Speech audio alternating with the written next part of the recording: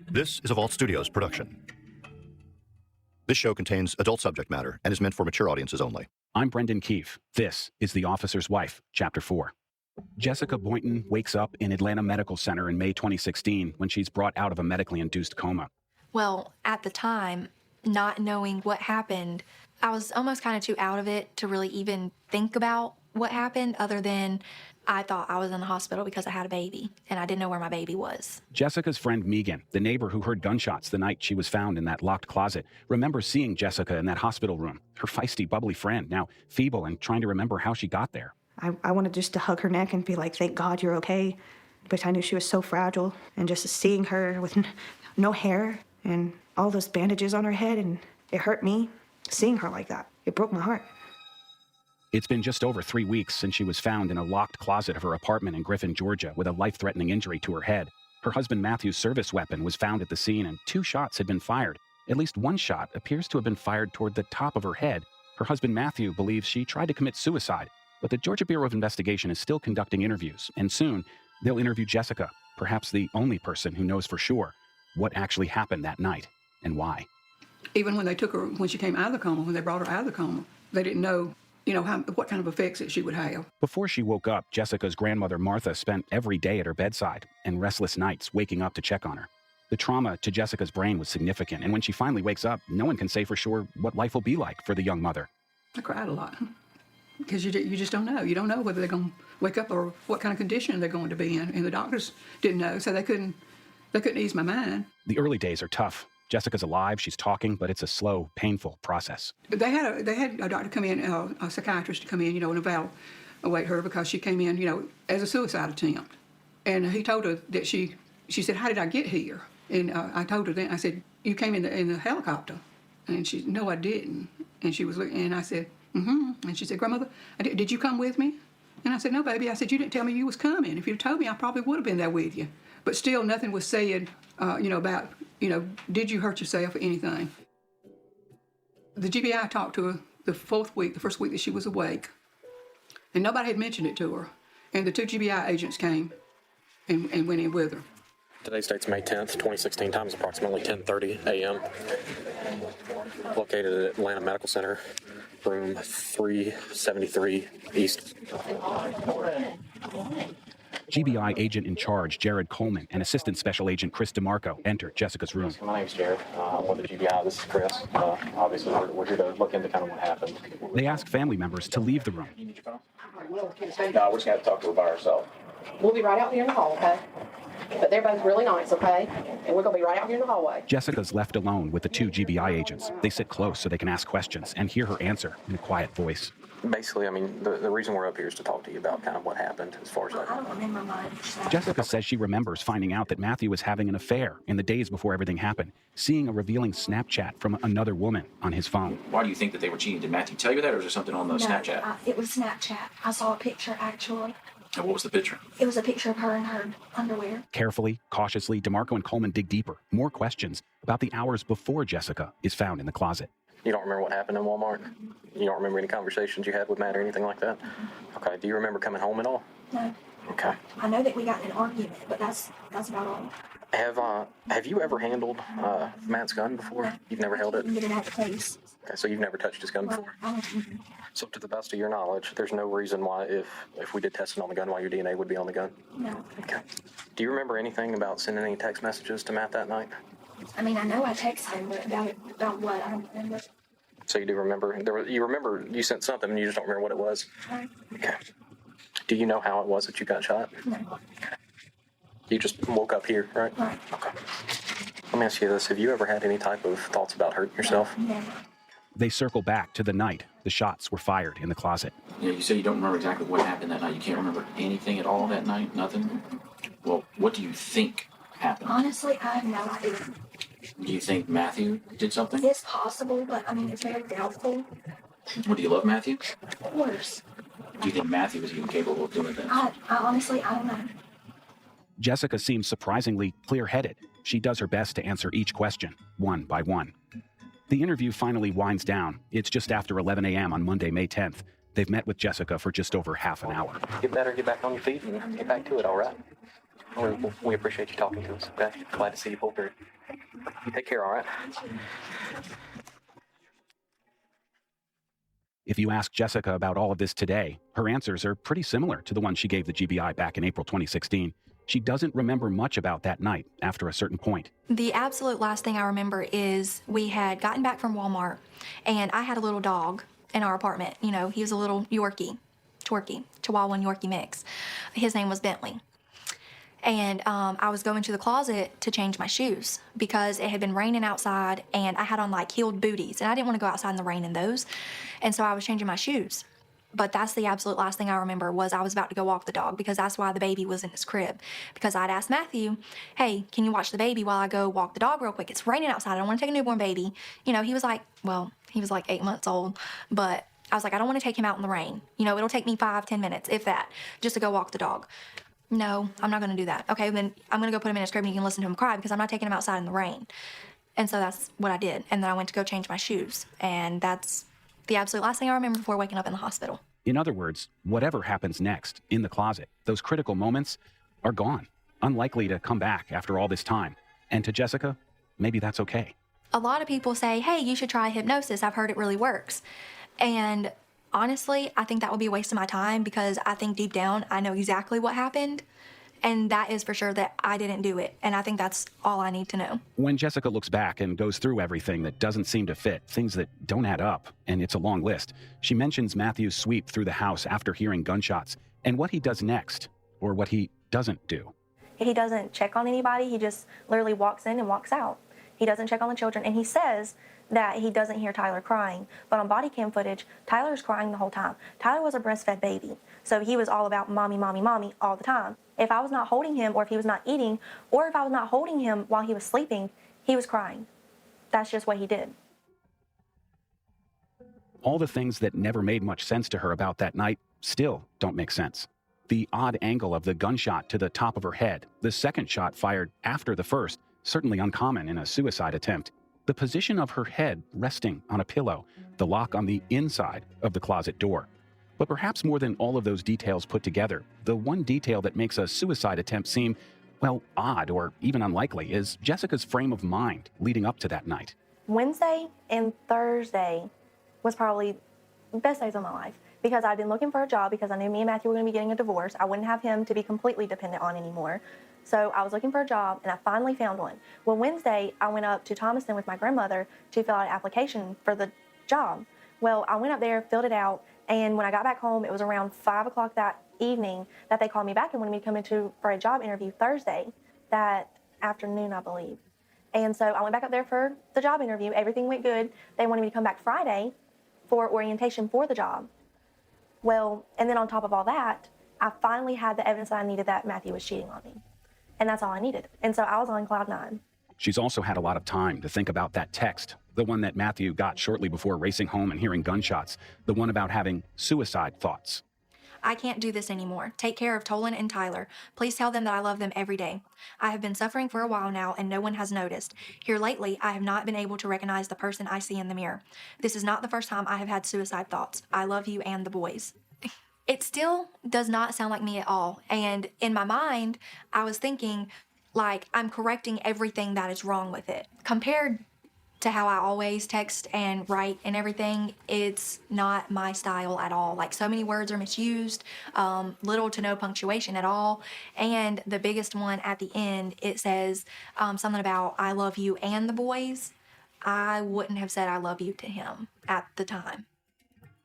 Perhaps the benefit of time and clarity doesn't evoke the desperation that someone might feel as they type out a suicide text written years earlier as her marriage was crumbling.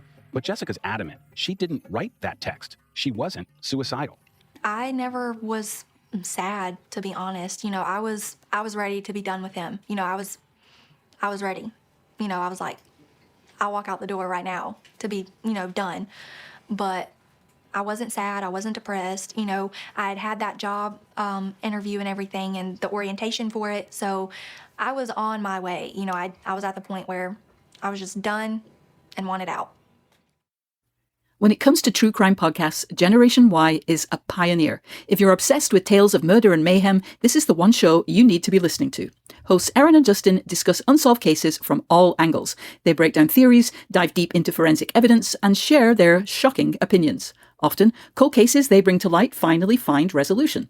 They dig deep, looking for answers on cases of missing spouses, mysterious murders, serial killers, and more. What sets the show apart? Well, they do extensive research and give details you won't hear elsewhere. Their attention to detail while examining these crimes is what's kept Generation Y at the top of the true crime genre for so long. It's a podcast that surprises and will change the way you think about true crime. Listen to the Generation Y podcast on Apple Podcasts, Amazon Music, or you can listen ad-free by joining Wondery Plus in the Wondery app. Wondery, feel the story. But back in that hospital room in 2016, Jessica is only beginning to put all of this together, to question what might have happened, to question what she can't remember. The days go by and Jessica gradually starts making steps, talking more, opening up about what she can recall. But for the most part, unable to recapture those vital last minutes in the closet, unable to put together the pieces of this puzzle. When I found out she didn't remember anything, I was mad. Not at her, of course, just mad at the situation. Megan blames herself for not going to check on Jessica that night. She believes her friend would have recovered faster, remembered more, if only she'd gone to her when she heard gunshots before midnight on April 14th, 2016. I got mad at my fiance for not letting me go over there. I had gotten mad at the whole situation that I couldn't just check on her, you know? At least do that instead of letting her lay in a closet on a blood-soaked pillow. Her family stays by her side, and finally, after weeks of lying motionless in a coma and now awake again, she sees her young boys. It's Mother's Day. We had checked with the nurses and all to see if they could make arrangements so that she could see them for Mother's Day. The visit is brief, too brief for a young mother attached to her children and taking care of them. Because it was very, very traumatic for her because she was still breastfeeding Tyler. And yet, you know, when this happened, you know, of course, all that had to stop. And so she was going through a lot, so... And it might not have even occurred to Jessica yet, or the family, that she might not be able to take care of her children anymore, that they could be taken away. That comes later. For the moment, the focus is on getting Jessica stronger. Before June, she's released from Atlanta Medical Center and goes home to her grandparents' house. And at that point, you know, I would use a belt to help walk her. Just so many things. I mean, she couldn't get in the shower, you know, by herself. It was just a lot of things. The GBI continues to investigate. On May 25th, Lieutenant Curtis Keys, one of the officers not interviewed the night of the incident, sits down with the GBI. Today's date's May 25th, 2016. Time is approximately 6:40 p.m. Special Agent Jared Coleman, located at the Griffin Police Department, conducting an interview with Griffin Police Department Lieutenant Curtis Keys. We'd received information that Matt had confided in you some of his marital issues. How did he come to talk to you? Matt, before he used to work down in Pike County. Me and him were pretty close. We used to work out together a lot. So me and him used to communicate all the time. Did he ever convey to you any type of physical issues between them? He said wife, he told me his wife, like grabbed him and like pushed him up against the wall or something. And then I said, well, you need everything that happened, man. I said, look, you need to go ahead and document everything because you know how law enforcement get with family violence and all that stuff. Mm-hmm. So there's a few Griffin Police Department reports that had the response over there. Yeah, and I think a couple of days before that incident, if I ain't mistaken, or maybe that day before, a couple of days before, Captain Daniel and another shift went over there dealing with him. Had he ever conveyed any desire to hurt his wife or anything like that? No, he did always tell me, man, he don't know why she don't want it, you know, like she didn't really want to be with him no more. But he never said anything about, you know, him trying to jump on. I don't just see that in him. Yeah. Because he always liked to be, he wanted to be a policeman for years. Mm-hmm. And that's what I'm saying. Him doing some crazy stuff, I ain't no way in the world. Yeah. I don't see him doing that. Okay, so you don't think that he would do anything to hurt her? He won't do anything to hurt nobody if it ain't dealing with like law enforcement and his capacity that he have to do it. Okay. In early June 2016, less than 2 months after the events of that night and before releasing a final report on the investigation, the GBI verbally clears Officer Matthew Boynton, according to Police Chief Mike Yates. And on June 6th, he returns to full duty with a weapon. He's given temporary custody of the boys. The court finds that Jessica may be a danger to her children.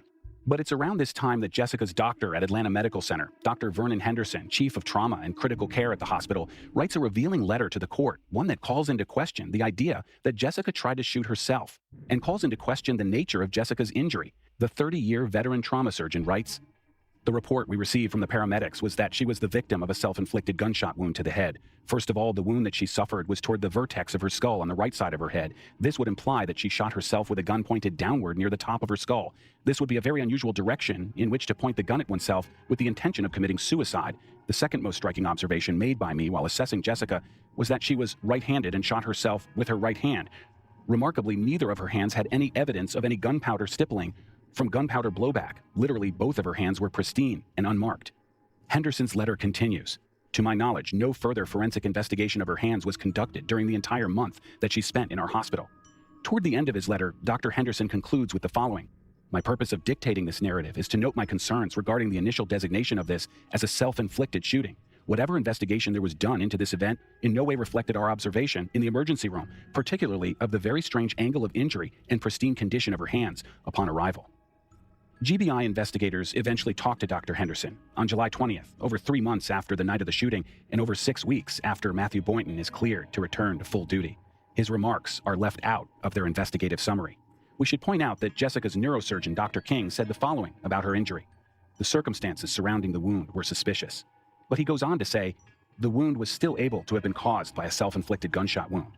Blunt force trauma, a gunshot wound, even Jessica's doctors don't seem to agree on their findings. But the investigation continues. The hours and minutes before and after shots were fired are scrutinized by the GBI, by Jessica, by her family and friends. The fight at Walmart, Matthew's call to Griffin Police to get an incident report written up about whatever happened between him and his wife, Jessica's suicidal text to Matthew. And what about the dozens of other texts that night, before and after Matthew gets the suicide text and then calls dispatch? Casual texts that Matthew sent to his new girlfriend, texts that hardly convey the intense drama unfolding around him. Griffin, Georgia Police Chief Mike Yates, Matthew's boss, who called in the GBI to investigate, says those texts are not for him to try to understand. I don't reconcile it. I rely on the investigator that was conducting the investigation to determine what the relevance of that was. Is it something that you or I would do?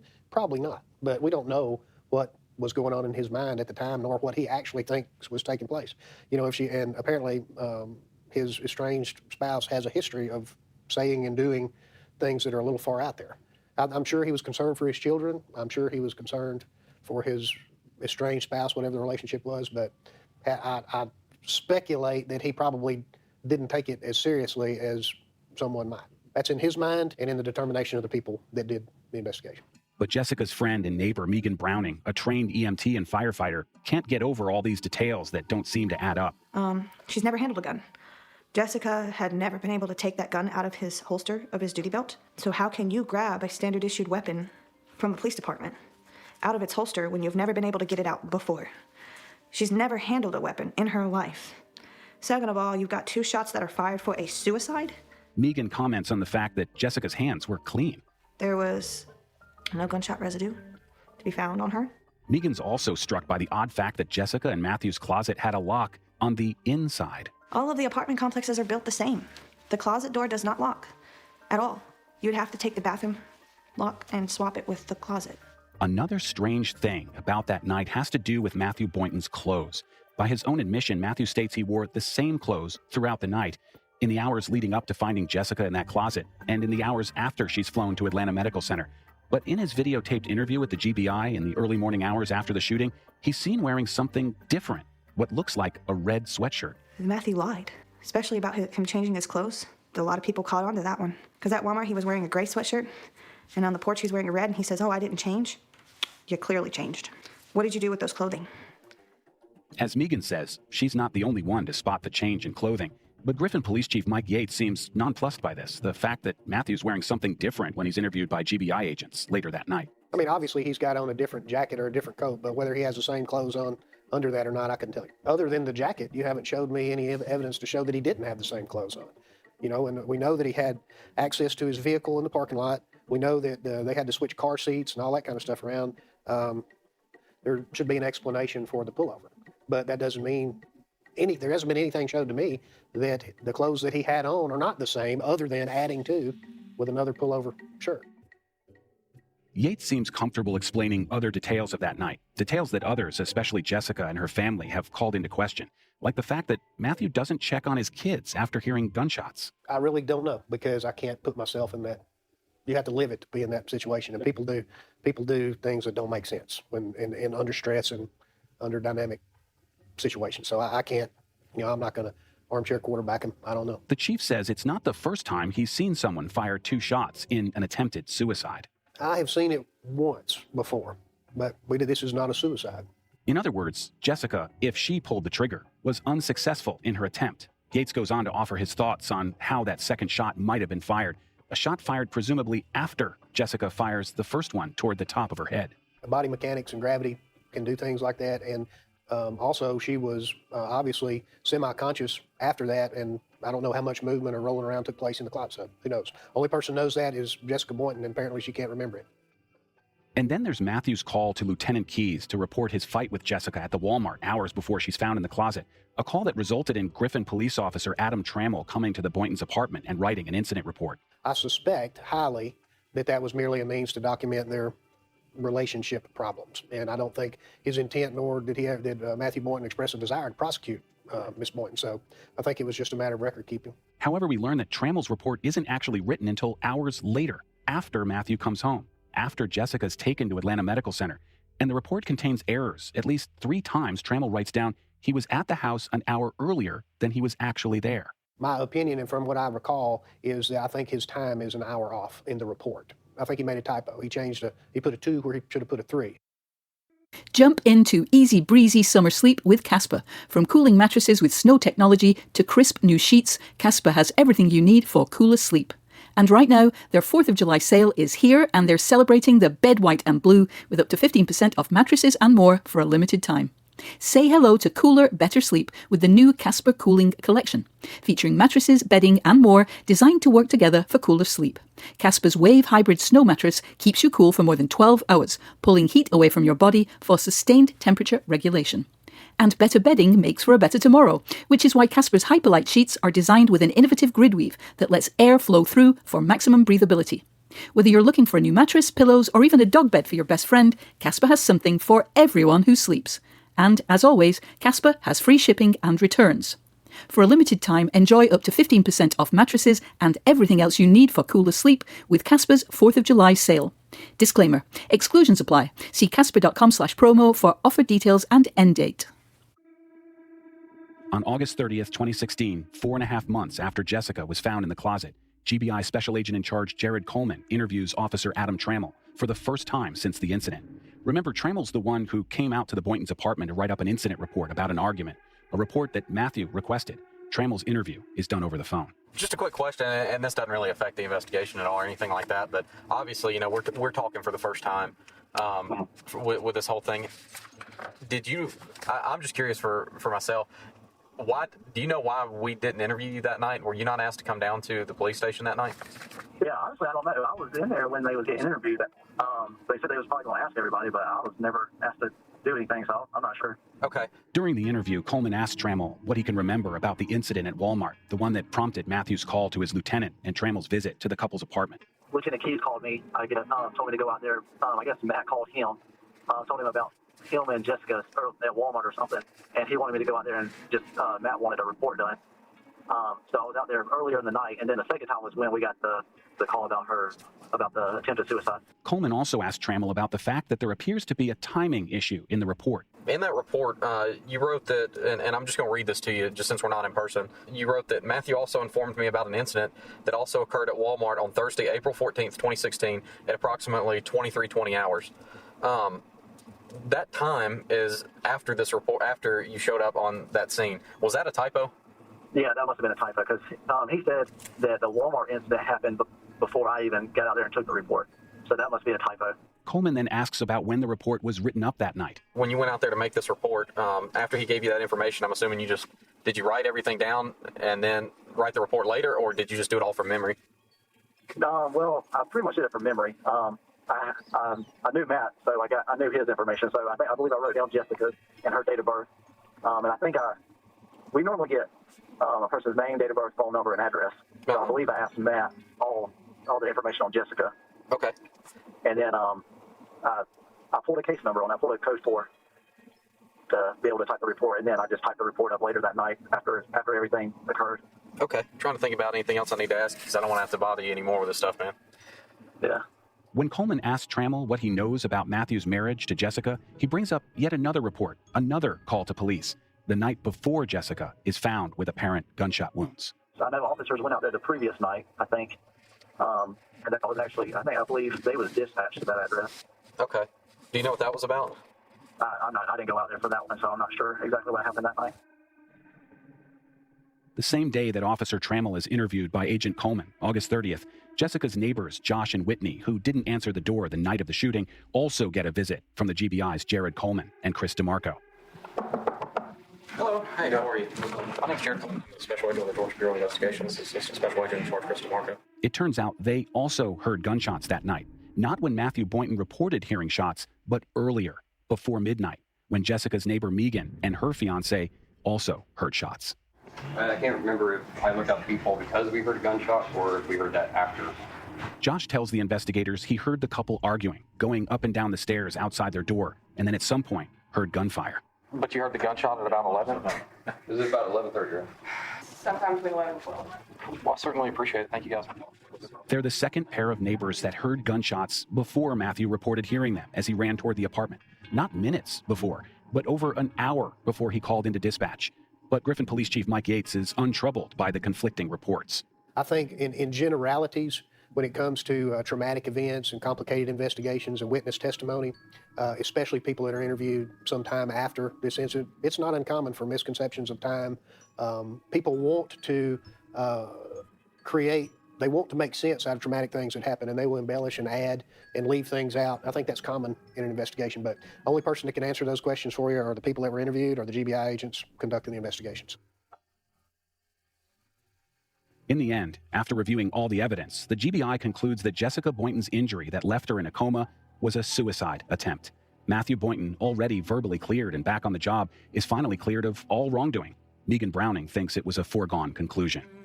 It's a suicide. We're treating this as a suicide. It's over. The only two people that really know the truth is Matthew and Jessica.